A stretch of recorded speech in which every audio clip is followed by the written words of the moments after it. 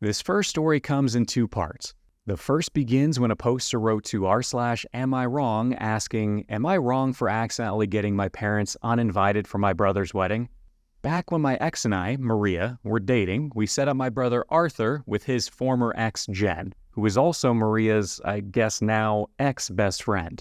Maria and I dated for about a year, and Arthur and Jen dated for about 9 months. We would constantly do things together since Maria and Jen were best friends.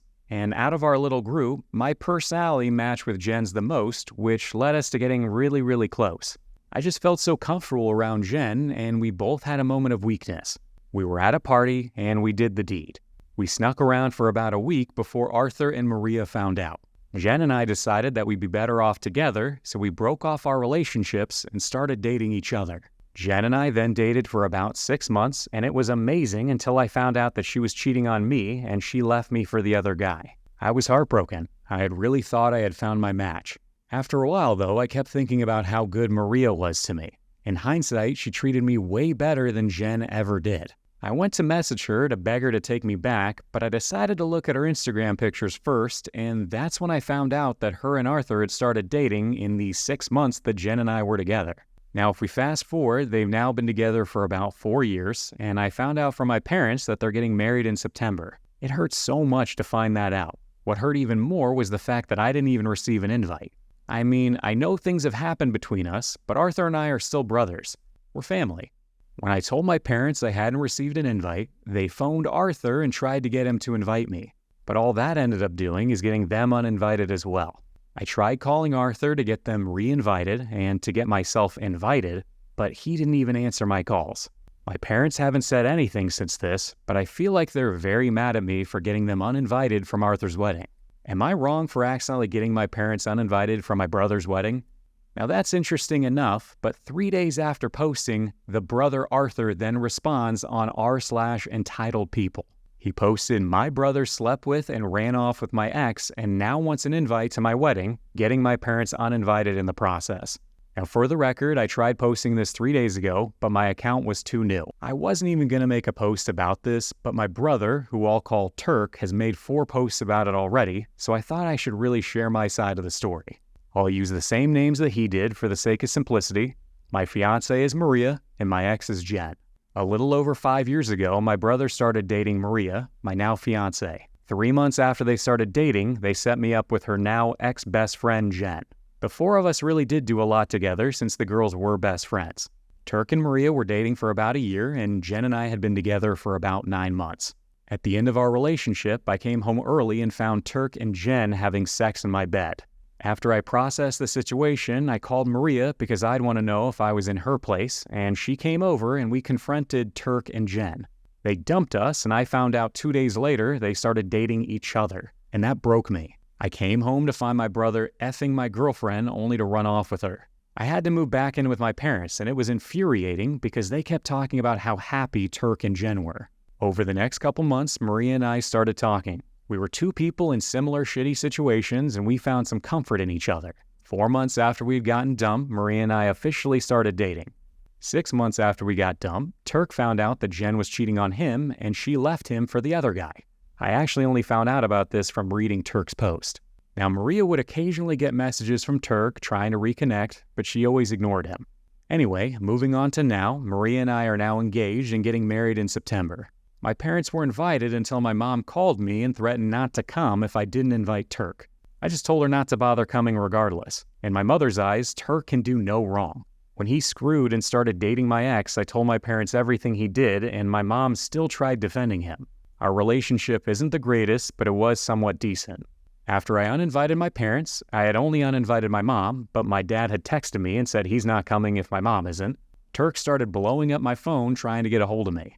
This is the first time he's even tried reaching out to me in 4 years. Like I said before, Turk posted about this situation here on Reddit as well, and apparently my parents told him that Maria and I were getting married, and that's what started this whole thing of them getting uninvited. He stopped calling me, but he's now blowing up my phone with texts, begging me to re-invite my parents and possibly get him an invite. So yeah, I just wanted to get my side out there. Story 2 also comes from r/EntitledPeople. My entitled sister-in-law stole our baby name. Now she regrets it. Hey y'all, longtime lurker here and all that. This is a throwaway account. To cut to the chase, my wife and I spent 4 years trying to get pregnant before the wrong side of 35. We are currently 33 respectively now and are blessed with a wonderful infant son.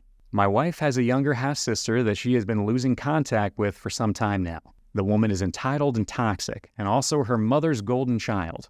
We refused to let her or my mother-in-law in our house since they both blatantly tried to make off with my wife's jewelry box a couple years ago. The box contained a lot of valuable jewelry inherited from my wife's grandmother, and the said jewelry is now in a safety deposit box as per my suggestion. My wife and I had nearly given up trying to conceive when it suddenly happened, and we were ecstatic. After we found out we were having a boy, we started looking into names. I ended up suggesting the name of my Scottish grandfather, and my wife loved it. So that's the name we settled on. But we made the mistake of posting about it on social media. Well, no surprise to the stereotype in this mess, my sister-in-law was pregnant too, and was actually months further along than my wife and I, and also having a boy. She decided to claim my grandfather's name for her own son, and not just the first name, but the middle name too. We called her to tell her that we were pissed over what she was doing, and she smugly told us there's nothing we can do about it, which she was sort of right. There was nothing we could do about it legally, as it's obviously not a crime to steal a planned baby's name, but we realized that the drama was exactly what my sister-in-law wanted, and she thought that by taking the name for herself, we'd not be able to use it. I laughed and told her that while what she did was dirty and underhanded, we would keep our chosen name, and she would just have to deal with it whether or not she decided to go through with copying us or not. Well, my sister-in-law's baby daddy called me and said that I was unreasonable for still wanting to use the name after my sister-in-law had claimed it. I said she claimed nothing, and since we couldn't own the name, neither could they. Before he ended the call, he did threaten me saying that I would be sorry if I didn't change the name. Then he hung up before I could respond. Months later, my sister-in-law has a healthy baby boy and names him my grandfather's name. We didn't show up for the birth, both because of the pandemic and because we simply didn't care to be there.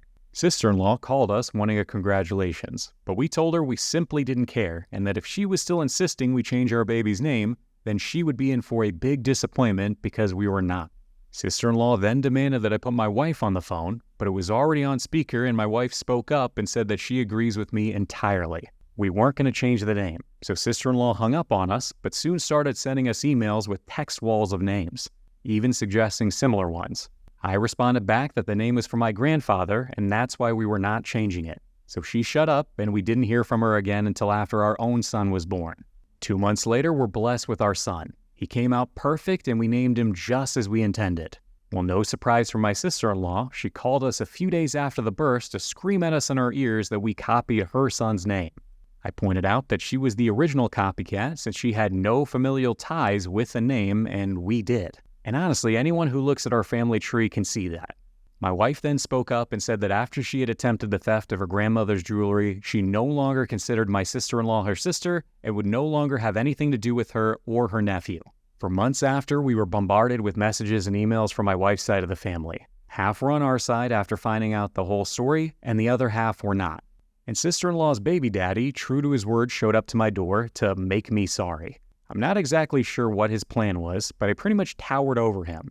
I'm 6'1" and well-built from regular exercise and 3 trips to the gym a week. He, on the other hand, is very skinny and about 5'6" with a baby face that was badly hidden by a slim beard. I told him my house has cameras and to get off the property and never come back. He just yelled a few obscenities at me and drove off in his beat-up old car. Later, the sister-in-law and mother-in-law called us from a different number to yell at me for making sister-in-law's baby daddy feel emasculated. I didn't even threaten the man. I just told him to leave and not come back. And if he didn't want to feel emasculated, then he should not have come knocking. Then they tried to bring up the issue of the baby's name again and demanded we change our son's name as he's so young, so there's plenty of time to do it. We held our ground and told them that they were bonkers to still think they were in the right after they copied our choice of name just to try and get one over on us. I said that my sister-in-law didn't even name her son out of love, but out of spite, just to try and stick it to my wife and I for no good reason. My wife then called them both out on the way that she was treated growing up, how entitled my sister-in-law and mother-in-law have always been, and how she was glad to leave them far behind. She told them both that she wants nothing from them, and that they won't have anything from us. That left sister-in-law sobbing and mother-in-law calling me a royal bastard before hanging up the phone. Everything had calmed down for a while, at least until the sister-in-law called us again sometime later to bitterly tell us that we'd won. She and her baby daddy had gotten into a huge fight and he left. He was apparently still sore that our sister-in-law didn't let him even give their son a middle name from his family. And he said he was sick of this BS and wanted his son named after him and not some guy he wasn't even related to. So sister-in-law finally caved and they got the boy's birth certificate reissued with a completely new name, which actually cost sister-in-law around $500, or so she claims. She also demanded that we at least compensate her for the name change, plus another $100 for emotional damage, as she's now going to have to get used to calling her son by a different name. We laughed and said that this would have never happened if she hadn't stolen our baby name to begin with, and we didn't know her anything. Since then, we've had no contact with either my sister-in-law or my mother-in-law. But my father-in-law, who is a very nice man and divorced from my mother-in-law for very obvious reasons, would still come by often and absolutely loves his grandson. From what he and our other relatives told us about the situation between my sister-in-law and her baby daddy, it was all pretty tumultuous. But we don't care. Not our monkeys, not our circus.